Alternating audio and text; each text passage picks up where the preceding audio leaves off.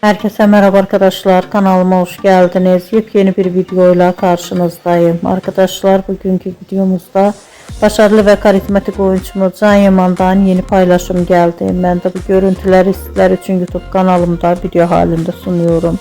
Umarım beğenirsiniz. Arkadaşlar, videomu beğendiyseniz kanalımı izlemeyi ve bildirim butonuna basmayı unutmayın. Şimdilik benden bu kadar olsun. Yeni videomuzda görüşmek üzere. Hoşça kalın.